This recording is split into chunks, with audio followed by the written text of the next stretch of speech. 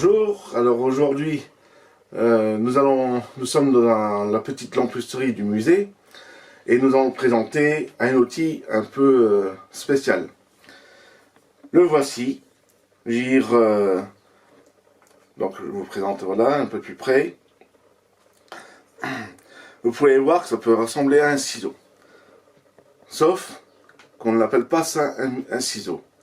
On appelle cet objet, cet outil, c'est un outil de travail quand même, une mouchette.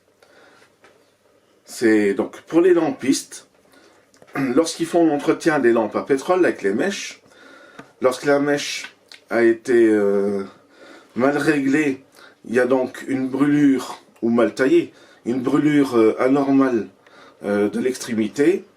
Pour cela, et pour assurer un meilleur éclairage, une meilleure efficacité, il fallait qu'il coupe l'extrémité de cette mèche-là. On dit d'ailleurs moucher la mèche. Et le fait qu'il y a le petit réceptacle ici, ça permet de récupérer le bout de la mèche taillée pour éviter de salir inutilement l'intérieur des lampes. Comme là, nous avons donc le lampiste, on va vous dire aussi le petit surnom qu'ils avaient, on les appelait les sus-mèches. Savez-vous pourquoi? La raison, elle est toute simple. Lorsqu'ils mettaient des mèches toutes neuves dans les lampes, pour faire venir le pétrole plus rapidement et gagner ainsi du temps, ils aspiraient à la bouche le pétrole et ça permettait de pouvoir d'allumer la lampe plus rapidement. Voilà pourquoi on dit sus-mèche.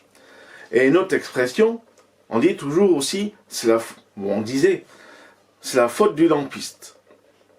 Savez-vous pourquoi? Alors pourquoi on dit que c'est la faute du lampiste? Alors, la signalisation arrière des trains est composée d'une signalisation avant avec des feux blancs et à l'arrière avec des feux rouges. Alors maintenant que c'est électrique, la question ne se pose plus.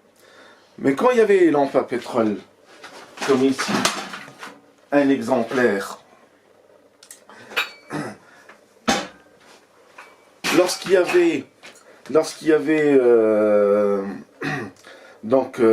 les trains qui circulaient, dans certaines conditions, on pouvait autoriser un mécanicien de continuer à rouler en respectant la marche à vue.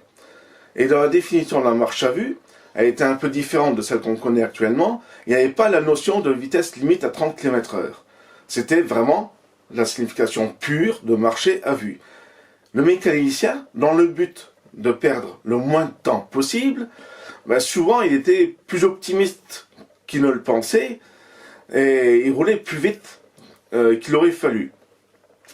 Et au moment où malheureusement un train était arrêté devant, lorsque le mécanicien l'apercevait, de par une vitesse un peu excessive, le freinage n'était pas suffisant et bien souvent il y avait collision par l'arrière, qu'on appelle un rattrapage, et ça donnait ça pouvait être gentiller quelques dégâts matériels, et puis dans les cas les plus graves, de plus grandes conséquences.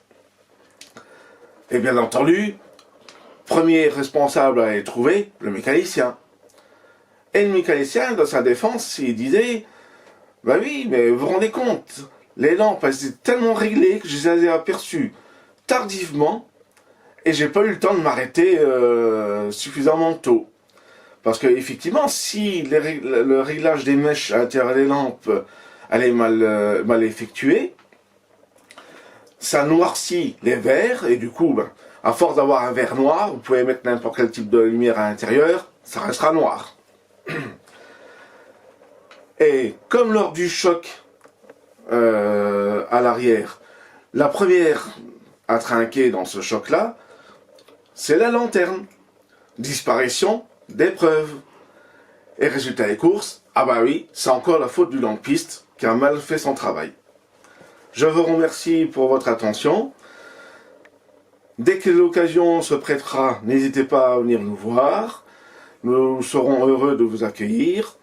Et éventuellement, si vous voulez, vous pouvez aussi nous soutenir via notre site internet et je veux dire, vous avez même une petite fenêtre pour exercer un don pour permettre notre œuvre.